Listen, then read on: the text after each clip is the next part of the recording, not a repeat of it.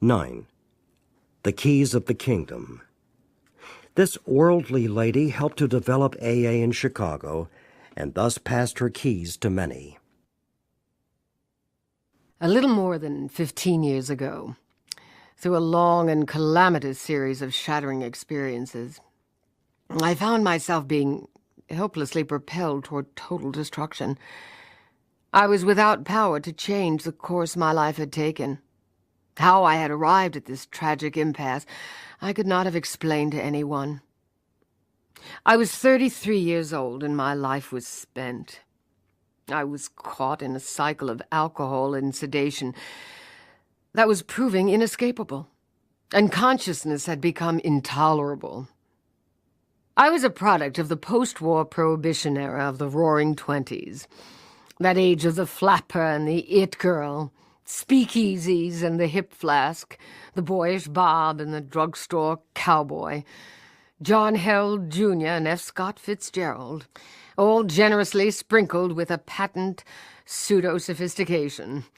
To be sure, this had been a dizzy and confused interval, but most everyone else I knew had emerged from it with both feet on the ground and a fair amount of adult maturity. Nor could I blame my dilemma on my childhood environment. I couldn't have chosen more loving and conscientious parents. I was given every advantage in a well-ordered home. I had the best schools, summer camps, resort vacations, and travel. Every reasonable desire was possible of attainment for me. I was strong and healthy and quite athletic. I experienced some of the pleasure of social drinking when I was 16. I definitely liked everything about alcohol, the taste, the effects, and I realize now that a drink did something for me, or to me, that was different from the way it affected others. It wasn't long before any party without drinks was a dud for me. I was married at 20, had 2 children, and was divorced at 23. My broken home and broken heart fanned my smoldering self-pity into a fair-sized bonfire, and this kept me well supplied with reasons for having another drink and then another. At 25, I developed an alcoholic problem. I began making the rounds of the doctors in the hope that one of them might find some cure for my accumulating ailments, preferably something that could be removed surgically. Of course, the doctors found nothing. Just an unstable woman, undisciplined, poorly adjusted, and filled with nameless fears. Most of them prescribed sedatives and advised rest and moderation. Between the ages of 25 and 30, I tried everything. I moved 1,000 miles away from home to Chicago and a new environment. I studied art. I desperately endeavored to create an interest in many things, in a new place, among new people. Nothing worked. My drinking habits increased in spite of my struggle for control. I tried the beer diet, the wine diet, timing, measuring, and spacing of drinks. I tried the mixed, unmixed, drinking only when happy, only when depressed, and still, by the time I was 30 years old, I was being pushed around by a compulsion to drink that was completely beyond my control. I couldn't stop drinking. I would hang on to sobriety for short intervals, but always there would come the tide of an overpowering necessity to drink, and as I was engulfed in it, I felt such a sense of panic that I really believed I would die if I didn't get that drink inside. Needless to say, this was not pleasurable drinking. I had long since given up any pretense of the social cocktail hour.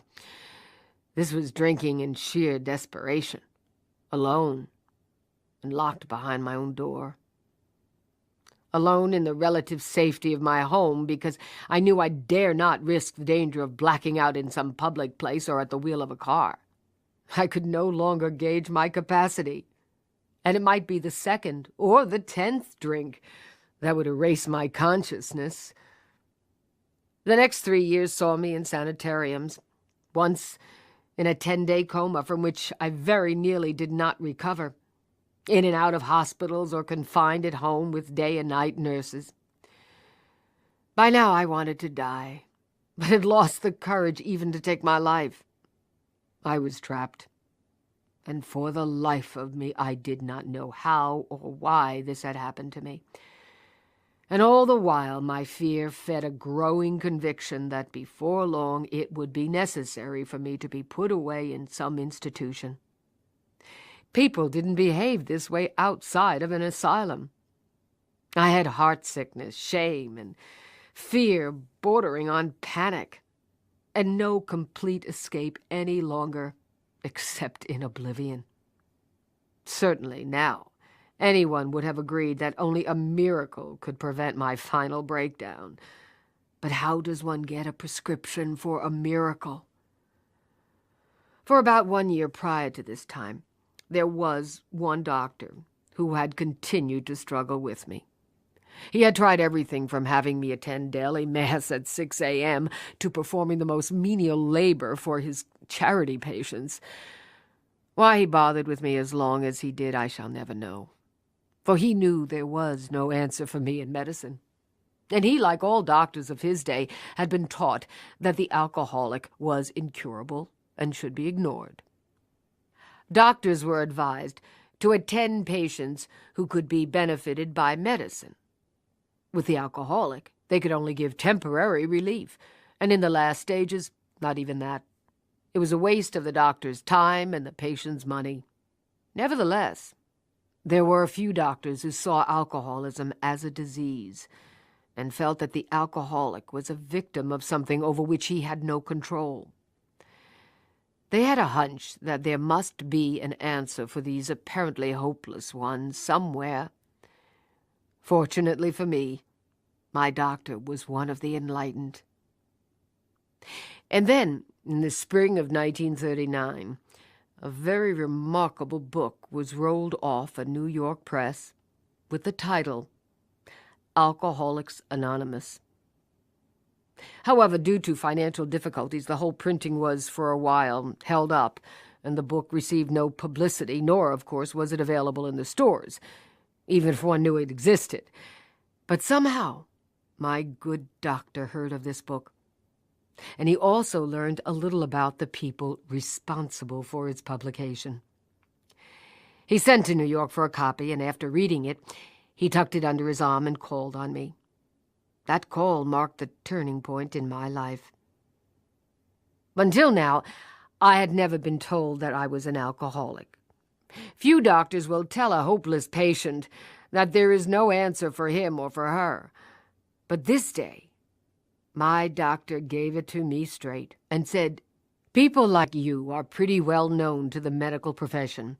Every doctor gets his quota of alcoholic patients. Some of us struggle with these people because we know that they are really very sick. But we also know that, short of some miracle, we are not going to help them except temporarily, and that they will inevitably get worse and worse until one of two things happens. Either they die of acute alcoholism, or they develop wet brains and have to be put away permanently." He further explained that alcohol was no respecter of sex or background, but that most of the alcoholics he had encountered had better than average minds and abilities. He said the alcoholics seemed to possess a native acuteness and usually excelled in their fields, regardless of environmental or educational advantages. We watch the alcoholic performing in a position of responsibility, and we know that because he is drinking heavily and daily, he has cut his capacities by 50%, and still he seems able to do a satisfactory job. And we wonder how much further this man could go if his alcoholic problem could be removed, and he could throw 100% of his abilities into action. But of course, he continued, eventually the alcoholic loses all of his capacities as his disease gets progressively worse, and this is a tragedy that is painful to watch, the disintegration of a sound mind and body. Then he told me there was a handful of people in Akron and New York who had worked out a technique for arresting their alcoholism. He asked me to read the book, Alcoholics Anonymous, and then he wanted me to talk with a man who was experiencing success with his own arrestment. This man could tell me more. I stayed up all night reading that book. For me, it was a wonderful experience. It explained so much I had not understood about myself. And best of all, it promised recovery if I would do a few simple things and be willing to have the desire to drink removed. Here was hope. Maybe I could find my way out of this agonizing existence. Perhaps I could find freedom and peace and be able once again to call my soul my own. The next day I received a visit from Mr. T, a recovered alcoholic. I don't know what sort of person I was expecting, but I was very agreeably surprised to find Mr. T a poised, intelligent, well-groomed and mannered gentleman. I was immediately impressed with his graciousness and charm. He put me at ease with his first few words. Looking at him, I found it hard to believe he had ever been as I was then. However, as he unfolded his story for me, I could not help but believe him. In describing his suffering, his fears, his many years of groping for some answer to that which always seemed to remain unanswerable, he could have been describing me, and nothing short of experience and knowledge could have afforded him that much insight.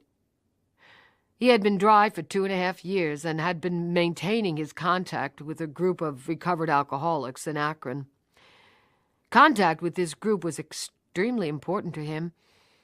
He told me that eventually he hoped such a group would develop in the Chicago area, but that so far this had not been started. He thought it would be helpful for me to visit the Akron group and meet many like himself. By this time, with the doctor's explanation, the revelations contained in the book, and the hope-inspiring interview with Mr. T, I was ready and willing to go to the ends of the earth if that was what it took for me to find what these people had. So I went to Akron, and also to Cleveland, and I met more recovered alcoholics. I saw in these people a quality of peace and serenity that I knew I must have for myself. Not only were they at peace with themselves, but they were getting a kick out of life, such as one seldom encounters, except in the very young. They seemed to have all the ingredients for successful living: philosophy, faith, a sense of humor. They could laugh at themselves, clear-cut objectives, appreciation, and most especially appreciation and sympathetic understanding for their fellow man. Nothing in their lives took precedence over their response to a call for help from some alcoholic in need. They would travel miles and stay up all night with someone they had never laid eyes on before, and think nothing of it. Far from expecting praise for their deeds, they claimed the performance a privilege and insisted that they invariably received more than they gave. Extraordinary people.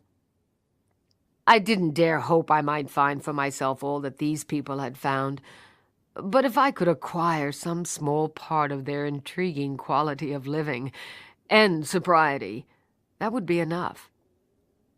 Shortly after I returned to Chicago, my doctor, encouraged by the results of my contact with AA, sent us 2 more of his alcoholic patients. By the latter part of September 1939, we had a nucleus of 6 and held our first official group meeting. I had a tough pull back to normal good health. It had been so many years since I had not relied on some artificial crutch, either alcohol or sedatives. Letting go of everything at once was both painful and terrifying. I could never have accomplished this alone. It took the help, understanding, and wonderful companionship that was given so freely to me by my ex-alky friends. This, and the program of recovery embodied in the 12 steps. In learning to practice these steps in my daily living, I began to acquire faith and a philosophy to live by. Whole new vistas were opened up for me, new avenues of experience to be explored, and life began to take on color and interest. In time, I found myself looking forward to each new day with pleasurable anticipation.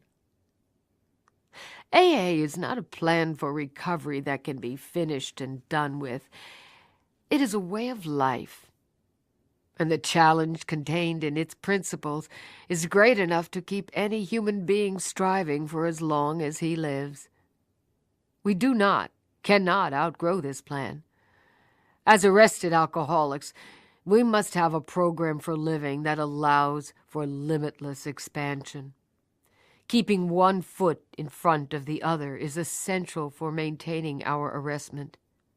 Others may idle in a retrogressive groove without too much danger, but retrogression can spell death for us. However, this isn't as rough as it sounds, as we do become grateful for the necessity that makes us toe the line, and we find that we are compensated for a consistent effort by the countless dividends we receive. A complete change takes place in our approach to life. Where we used to run from responsibility, we find ourselves accepting it with gratitude that we can successfully shoulder it. Instead of wanting to escape some perplexing problem, we experience the thrill of challenge in the opportunity it affords for another application of AA techniques, and we find ourselves tackling it with surprising vigor. The last 15 years of my life have been rich and meaningful. I have had my share of problems, heartaches, and disappointments, because that is life. But also, I have known a great deal of joy and a peace that is the handmaiden of an inner freedom. I have a wealth of friends, and with my AA friends, an unusual quality of fellowship. For to these people, I am truly related. First, through mutual pain and despair, and later, through mutual objectives and newfound faith and hope. And as the years go by, working together, sharing our experiences with one another, and also sharing a mutual trust, understanding, and love, without strings, without obligation, we acquire relationships that are unique and priceless. There is no more aloneness, with that awful ache so deep in the heart of every alcoholic that nothing before could ever reach it. That ache is gone and never need return again. Now there is a sense of belonging, of being wanted and needed and loved. In return for a bottle and a hangover, we have been given the keys of the kingdom.